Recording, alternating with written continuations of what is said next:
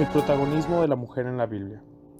Como cada año, en la costumbre de nuestros pueblos, en el mes de mayo, se agradece a la Virgen María por su maternidad y disposición al cumplimiento de la voluntad de Dios, mediante el rezo del rosario y el ofrecimiento de flores en el templo.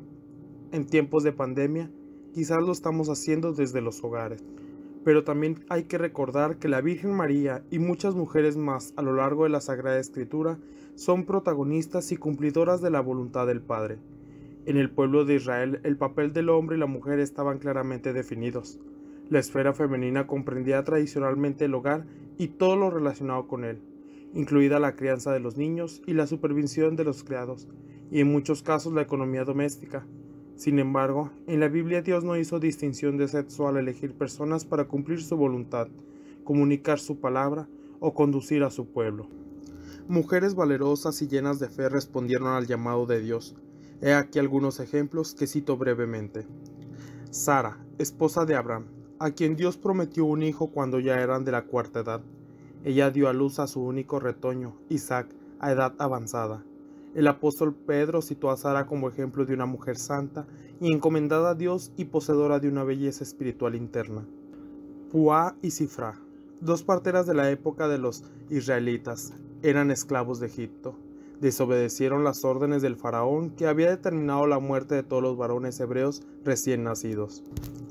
Jocabed esperó hasta que su nene, Moisés, tuviera 3 meses antes de obedecer la orden del faraón de arrojarlo al río Nilo, colocándolo en una cesta flotante. Gracias a la fe y al ingenio de su madre, Moisés fue hallado por la hija del faraón, que lo crió y educó en la casa de éste. Débora fue profetisa y jueza.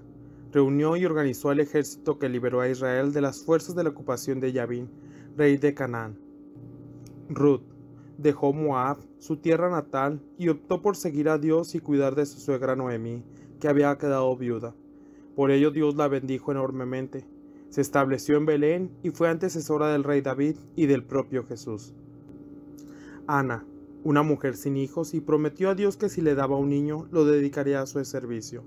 Dios respondió a su oración, y Ana llegó a ser madre del profeta Samuel. Abigail salvó la vida de sus criados y de su familia, y se libró ella misma de la muerte después de que su violento marido ofendiera al futuro rey David. Abigail salió al encuentro de David para entregarle un mensaje de Yahvé. Así lo disuadió de vengar la afrenta que había sufrido. La viuda de Sarepta creyó y obedeció al profeta Elías, con lo que consiguió salvar 3 vidas, la de él, la suya y la de su hijo.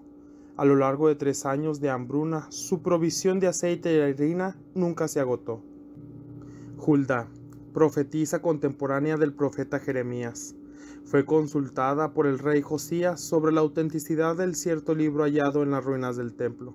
Gracias al testimonio de ella, el reino de Judá volvió a abrazar la fe en Yahvé. Esther era una joven judía que llamó la atención del Jerjes, rey de Persia, y llegó a ser reina. Cuando Amán, un corrupto ministro de la corte, ordenó que mataran a todos los judíos del reino, Esther arriesgó la vida para salvar a su pueblo. Marta y María, amigas de Jesús junto con su hermano Lázaro. Una escucha las enseñanzas de su maestro y la otra se afana por atenderlo y reconocer como el Mesías e hijos de Dios.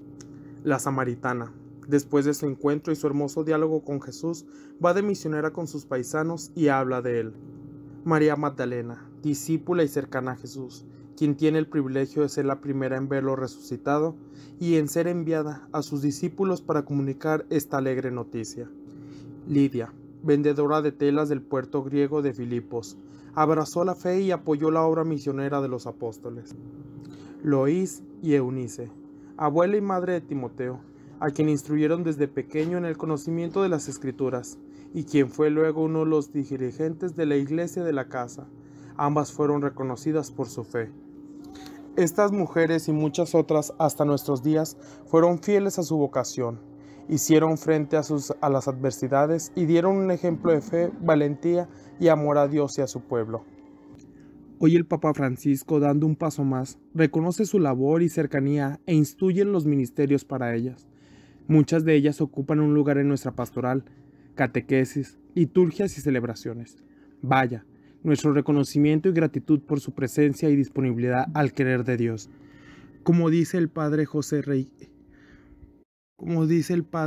Cristo Rey García Paredes, el clericalismo y el machismo nos amenazan a los varones como formas inauténticas de realizar y vivir nuestro ministerio. Hay nuevos paradigmas que nos piden recurrir al Espíritu Santo, de Dios Padre y de Jesús, y discernir nuevas praxis, y este discernimiento no depende de una sola persona o de una élite eclesial. Es necesario un discernimiento sinodal, atendiendo y obedeciendo a los signos del Espíritu en nuestro tiempo. Reflexión por el Padre Juan Manuel Buzo Sánchez, CMF.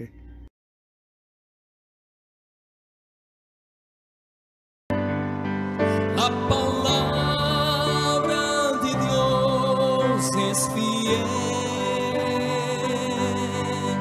y jamás ella vuelve vacía. Si yo le honro y lo bendigo, obedeciendo a mi Señor, yo comeré lo mejor de esta tierra. La palabra de Dios es fiel y jamás ella vuelve vacía. Si yo le honro y lo bendigo, obedeciendo a mi Señor, yo comeré lo mejor de esta tierra.